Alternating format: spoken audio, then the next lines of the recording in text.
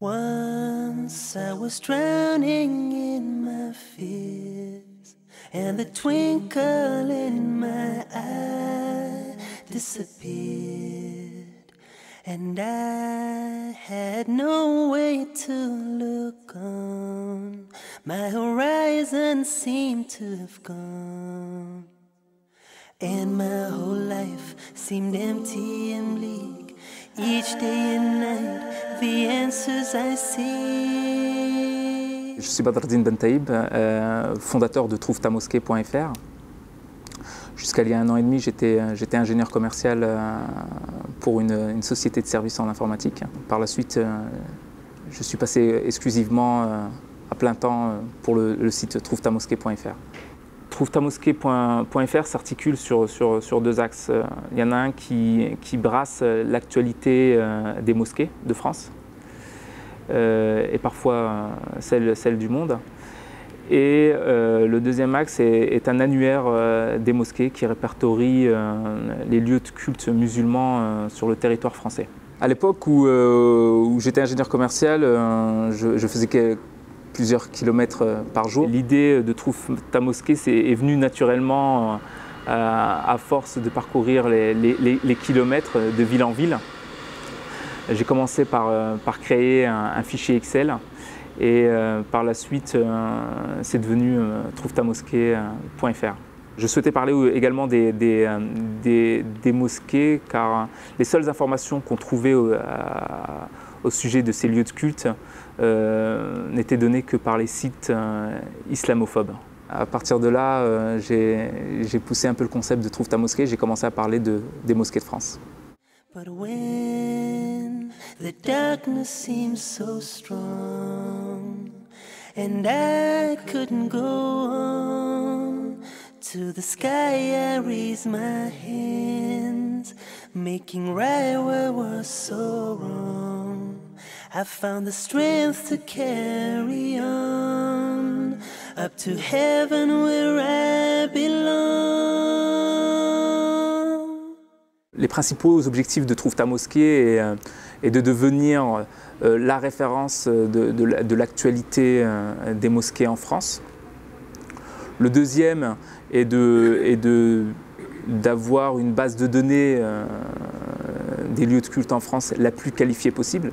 Et le troisième objectif, qui est un peu plus ambitieux et on voit ça un peu plus long terme, et de s'agrandir, de créer une base de données pour la Belgique, l'Europe, l'Angleterre et qui sait le monde, Inch'Allah. On souhaiterait qu'un musulman qui aille, par exemple, qui vienne à Toulouse, puisse savoir combien il y a de mosquées, celles qui font la Jumu'ah, celles qui font Salat Tarawih pendant le mois de Ramadan. Le principe, c'est ce qu'on appelle l'autoscaling, c'est-à-dire que l'effort que tu vas faire pour 1000, pour 2000, pour 5000,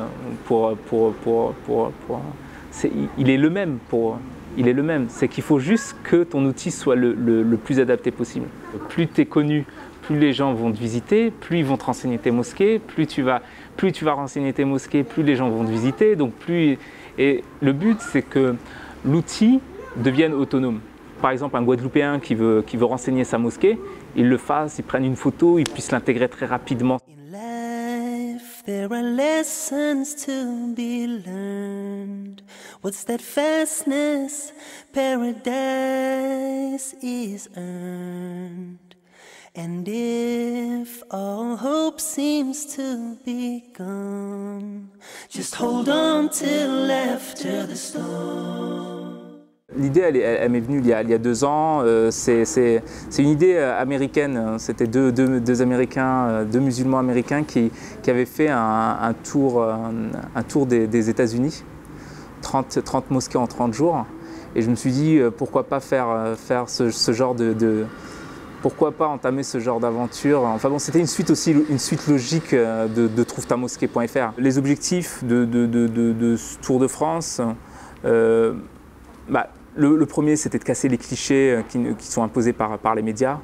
Cet islam des caves, les mosquées, c'est des zones obscures, inconnues et qui intrigue un peu ces journalistes. Le but était de casser ce cliché, de montrer que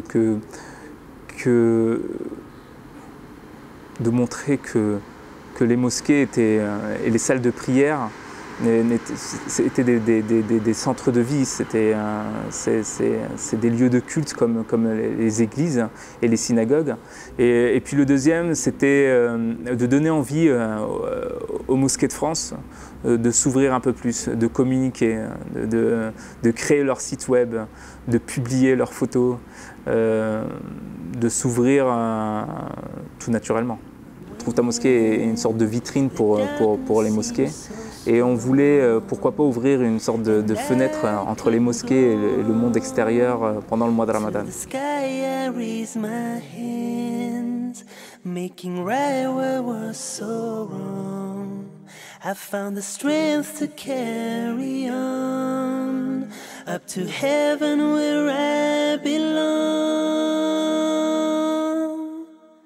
In life, there are lessons to be learned. What's that fastness?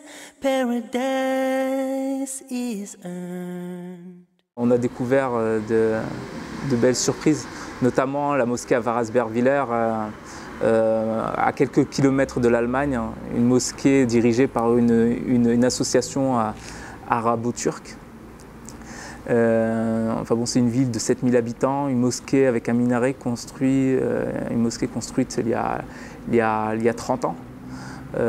Donc malgré la petite communauté, ils ont réussi à bâtir une mosquée qui aujourd'hui mettrait 10 ans à être construite aujourd'hui. On a découvert la mosquée de Saint-Étienne, la grande mosquée de Saint-Étienne qui doit être inaugurée en 2012, un morceau de fesses en France.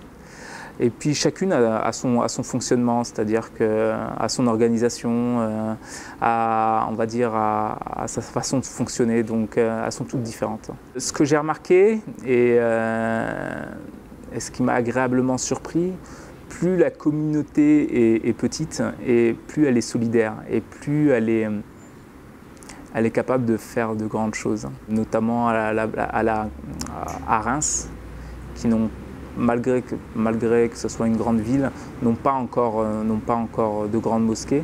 Et c'est une petite communauté qui est en train de construire une mosquée gigantesque. Il y a la mosquée de Nice, hein, la salle de prière. La salle de prière, c'est à peu près 300 fidèles qui prient à chaque fois. Mais on sent une solidarité impressionnante. Donc moi je pense que les nouvelles générations vont permettre de réunir cette communauté et je suis relativement confiant. And if all hope seems to be gone, just hold on till after the storm. Si j'avais un message à donner aux musulmans, serait de s'ouvrir un peu plus aux non-musulmans et aux non-musulmans de venir voir ce qu'est une mosquée. Il n'y a rien de mystique et il n'y a rien d'obscur à l'intérieur. Pray for your helping hand. You'll see the sun will rise again. You'll find the strength to carry on up to heaven where you belong.